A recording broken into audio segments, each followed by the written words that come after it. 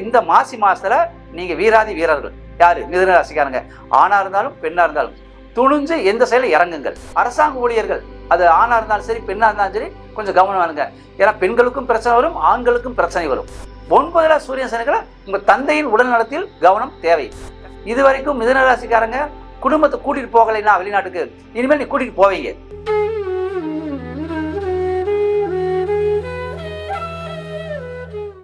மாசி மாத பலன்கள்ல இப்ப மிதுன ராசிக்கு என்ன பலன் அப்படிங்கிறது நம்ம சொல்றோம். மிதுன ராசி காற்று ராசி. மிதுன ராசி புதனுடைய ஆதிக்கம் பெற்ற ராசி. மிதுன ராசி இரட்டையர் ராசி, ஆண் பெண் சேர்ந்த ராசி மிதுன ராசிக்காரங்க. பொதுவா மிதுன ராசிக்காரங்க 2 விதமா பேசுவாங்க. இரட்டை நாக்கு உள்ளவர்கள் மிதுன ராசிக்காரர்கள். இந்த மிதுன ராசியில இப்ப செவ்வாய் இருக்காரு. அப்ப மிதுன ராசியில செவ்வாய் பகை. அப்ப செவ்வாய் மிதுன ராசியில் இருக்கிறதுனால அவங்களுக்கு தைரியம் வீரியம் அதிகமா கிடைக்கும். கோழையா இருக்கிறவங்களும் வீரன் ஆயிடுவான். அப்ப இந்த மாசி மாசம் முழுவதும் செவ்வாய் மிதுன ராசியில் இருக்கிறதுனால மிதுன ராசிக்காரங்களுக்கு வீரம் வீரம் தைரியம், வீரம் வீரியம் தைரியம் கண்டிப்பா கிடைக்கும். அவங்க சோடை போக மாட்டார்கள். அப்ப இந்த மாசி மாசத்துல நீங்க வீராதி வீரர்கள் யாரு? மிதுன ராசிக்காரங்க. ஆணா இருந்தாலும் பெண்ணா இருந்தாலும் துணிஞ்சு எந்த செயல இறங்குங்கள். அடுத்து உங்க ராசிக்கு 4ஆம் இடத்துல கேது இருக்காரு. கேது கண்ணியில் இருக்காரு. உங்க ராசி அதிபதி புதன் வீட்டிலேயே கேது இருக்காரு. அப்ப கேது 4ஆம் இடத்துல இருந்தால் சுகம் சந்தோஷம் மகிழ்ச்சி பாதிக்கும்னு சொல்லுவோம். ஆனா மாசி மாதம் உங்க ராசிக்கு சூரியன் 9 இருக்காரு. அப்ப என்ன உங்களுக்கு நோய் நொடிகள் வந்தாலும் கண்டிப்பா சூரியன் சுகப்படுத்துவார். அது அலோபதி வைத்தியம் உங்களுக்கு சிறப்பு.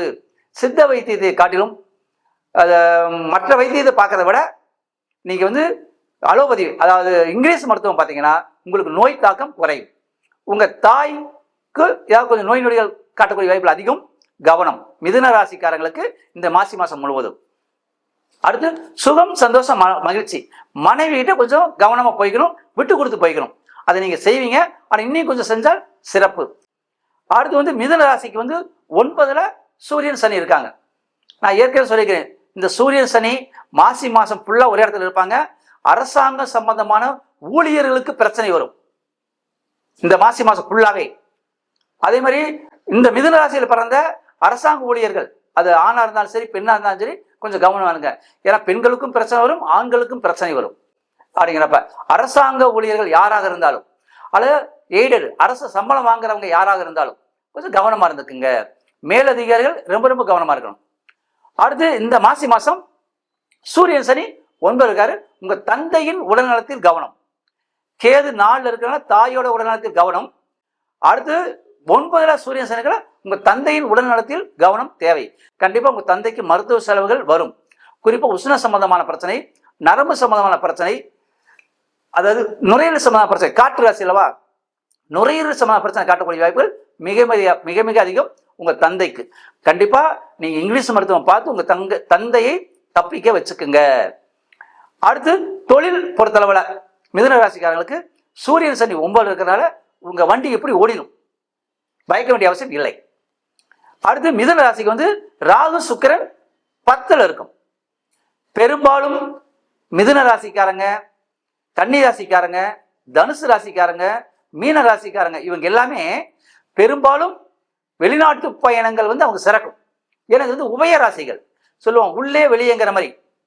உள்நாடு வெளிநாடு, உள்நாடு வெளிநாடு. இவங்க தான் அடிக்கொருக்க உள்நாடு வெளிநாடு வந்துட்டு போயிட்டு இருப்பாங்க. இப்ப சொல்லுவாங்க மாசத்துக்கு ஒருக்க வருவாங்க, ஒரு சிலர் மாசத்துக்கு ஒருக்க வருவாங்க, ஒரு சிலர் 2 மாசத்துக்கு ஒருக்க 3 மாசத்துக்கு வருவாங்க. ஏன்னா அவங்களுக்கு காசு ரன்னிங் ஆயிரும். அதெல்லாம் இப்ப மிதுன ராசிக்காரங்களுக்கு வெளிநாட்டு பயணம் சிறக்கும். நீங்க வெளிநாட்டு எங்க இருந்தாலும் இடம் மாறலாம். ஏன்னா ராகு சுக்கிரன் 10ல இருக்கனால இடம் மாறலாம், குடும்பத்தோட மாறலாம். இது வரைக்கும் மிதுன ராசிக்காரங்க குடும்பத்தை கூட்டிட்டு போகலைன்னா வெளிநாட்டுக்கு, இனிமேல் நீ கூட்டிட்டு போவீங்க. தாராளமா கூட்டிட்டு போகலாம், பிரச்சனை கிடையாது. அதே மாதிரி கடல் கடந்து நாட்டுக்கு நீங்க தைரியமா போகலாம். அடுத்து உங்க ராசிக்கு குரு 12 இருப்பார். அதாவது சுப விரயம் நடக்கும். இப்ப இந்த மாசி மாசம் இடம் வாங்கலாம். மாசி மாசம் பழைய வீடை நீங்க ஆல்டரேஷன் பண்ணலாம். மாசி மாசம் புது வீடுக்கு நீங்க அச்சாரம் போடலாம், பாலக்காலும் போடலாம். மாசி மாதம் பெரும்பாலும் வடக்கு கிழக்கு நீங்கள் வீடு அமைக்கிறதுக்கு நீங்கள் பாலக்கால் போட்டால் அந்த வீடு அடுத்த மாசிக்குள்ள உங்களுக்கு முடிஞ்சிடும். அடுத்து வந்து குரு 12, அதுவும் ராசிக்கு 12 இருக்கிறனால குரு வந்து எப்பவுமே சுவர், உங்களுக்கு நல்லதுதான் செய்வார்.